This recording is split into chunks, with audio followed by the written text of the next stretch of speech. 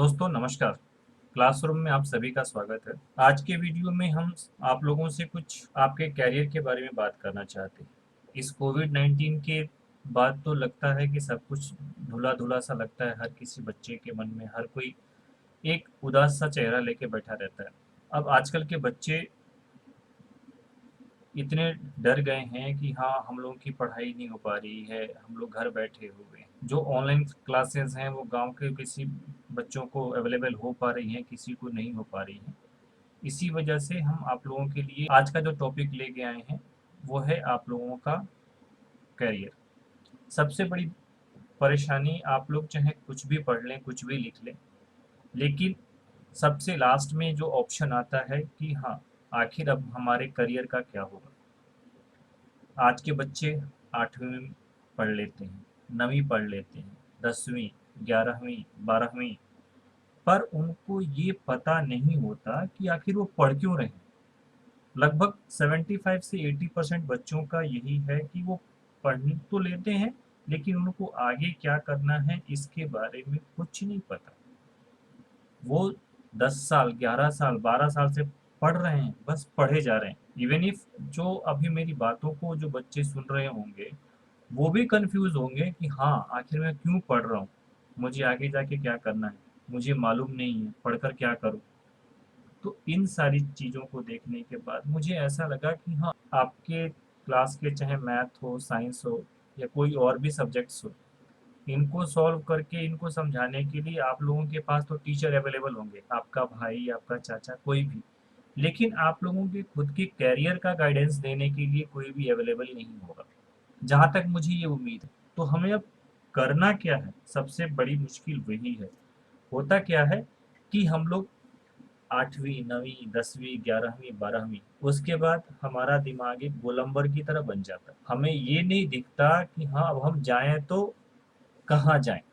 हमें कोई समझाने वाला भी नहीं होता। इसलिए अब इन सारी चीज़ों के होने के बाद हमारे दिमाग पे प्रेशर आ जाता है। टेंशन, अब क्या करूँ? सरकार तो रोज़गार नहीं दे रही, कोई तो हमें कुछ बता नहीं रहा। मेरे मदर-फादर ने मुझे ढंग से बताया नहीं। हमारे तो दिन ही खराब थे, हमारे नक्षत्र खराब थे। हम क्या करते हैं फिर ज्योतिषियों के पास, कभी किसी के पास, कभी किसी के पास, और नहीं तो कम से कम जितनी भी वेजेस हमें मिलती हैं, जितनी कम मजदूरी मिलती है, वो भी हम लेने के लिए तैयार होते हैं। और कारण क्या बनता है, हमारे दिमाग पे प्रेशर। हम इतने टेंशन में आ जाते हैं, इतने डिप्रेशन में आ जाते हैं। तो कभी भी टेंशन में नहीं आना है। सबसे पहली बात, कभी भी टेंशन में नहीं आना। जिंदगी भगवान ने दी है, भगवान ने कुछ सोच समझ के आपको चुना है, इस दुनिया में भेजा है। अब आपको करना क्या है कि हम बस ये ढूंढ ले रहते हैं कि अरे अब मैं क्या करूं, क्यों करूं, कैसे करूं, पढ़ूं तो कैसे पढूं, किससे पढूं। सबसे बड़ी दिक्कत तो तब होती है कि जब हमारे बच्चे 10वीं में होते हैं, 10वीं के बाद उनको क्या पढ़ना है ये उनको नहीं पता। और यदि किसी तरह 10वीं के बाद उन्होंने चाहे आर्ट्स हो, साइंस हो, कॉमर्स हो, कंप्यूटर साइंस हो, कुछ भी यदि उन्होंने चूज भी कर लिया, तो फिर 12वीं के बाद 11वीं 12वीं जैसे ही खत्म हुई, 12वीं के बाद उनका दिमाग फिर से गोलंबर बन जाता है। अब 12वीं के बाद क्या करें, ये सबसे बड़ी मुश्किल है। तो इससे बचने के लिए वो लोग क्या करते हैं, अरे भाई मेरे चाचा का लड़का था वो तो इंजीनियर बन गया, मैं भी इंजीनियरिंग की पढ़ाई करता हूँ। मेरे बुआ का लड़का था वो तो पॉलिटेक्निक में था, उसको ये नौकरी मिल गई, मैं भी पॉलिटेक्निक कर लेता हूँ। वो ये नहीं देखते कि उसकी क्षमता क्या थी, मेरी क्षमता क्या है, उसके अंदर क्या खासियत थी, मेरी क्या खासियत है। हम लोग एक दूसरे की देखा देखी करनी शुरू कर देते हैं। इस देखा देखी के कारण में हमारा सब कुछ चला जाता है, और हमारे ही बीच में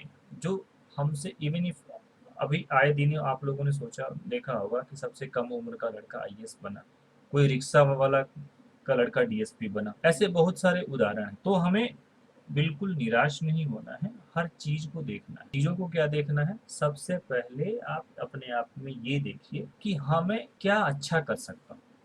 कुछ लड़कों में होती है कि बोलने की क्षमता अच्छी होती है, वो ढंग से बोल लेते हैं। कुछ लड़कों में क्षमता होती है, कुछ बच्चियों में क्षमता होती है कि वो किसी को ढंग से समझा पाते हैं, तो वो एक अलग खासियत है। किसी को मुंह से तो बोल के नहीं, लेकिन कोई अपनी बातों को लिख के समझाता है, वो एक अलग खासियत है। कोई कुछ खेलने में अच्छा है, कोई किसी चित्रकारी में अच्छा है, कोई कोई आर्ट अलग से कर लेता है। यानी अभी हमें करना क्या है फाइनली, कि हमें अपने अंदर जो विशेष एक बात, जो हमारे अंदर एक विशेषता है, हमें उस विशेषता को ढूंढना है। जैसे ही हम उस विशेषता को पहचानेंगे, हमारे जिंदगी के सारे दरवाजे खुल जाएंगे। अब एक डॉक्टर को ही आप देख लो, उसने डॉक्टरी पढ़ ली, तो क्या केवल एक वो डॉक्टर है? डॉक्टरी के अंदर भी अलग अलग कैटेगरीज है। कोई पेडिट्रिशियन है, कोई साइकोलॉजिस्ट, कोई गायनकोलॉजिस्ट, कोई ऑर्थो डॉक्टर है, कोई दांतों का डॉक्टर, कोई स्किन स्पेशलिस्ट है, जिसको डर्मेटोलॉजिस्ट आप लोग कहते हैं। तो एक ही स्किल के अंदर, केवल एक डॉक्टरी फील्ड के अंदर इतनी सारी चीजें हैं कि हम लोग उसे केवल बाहरी रूप में केवल एक डॉक्टर ही देखते हैं, उसको हम लोग कुछ और नहीं देख पाते। आप लोगों के लिए एक अच्छी सूचना ये है कि अगले आने वाले वीडियो में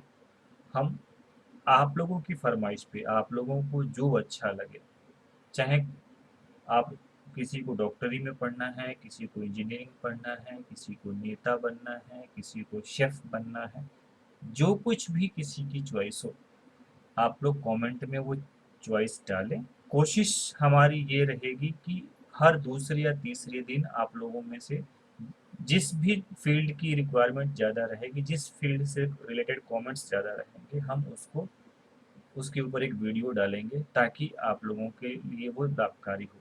और वीडियो में केवल ये नहीं कि हाँ आप लोगों को प्रवचन दे दिया, काम खत्म हो गया। सबसे बड़ी बात ये रहेगी कि उस फील्ड से रिलेटेड आप लोगों के पास रिक्वायरमेंट क्या होनी चाहिए। आप लोगों के पास सबसे बड़ी बात है कि हमारे यहाँ के मैक्सिमम जो, हमारा भारत देश गाँवों में बसता है, तो मैक्सिमम बच्चों के पास मनी नहीं होती, ताकि वो लोग अपने शिक्षा का खर्चा वो या तो वो उनके या उनके माँ बाप उठा ले। और जब बच्चे बड़े हो जाते हैं, 12वीं क्लास में चले जाते हैं या ग्रेजुएशन में चले जाते हैं, तो उनको अपने माँ माँ बाप से वो अपनी पढ़ाई के खर्चों को लेने के लिए भी थोड़ी शर्म आती है।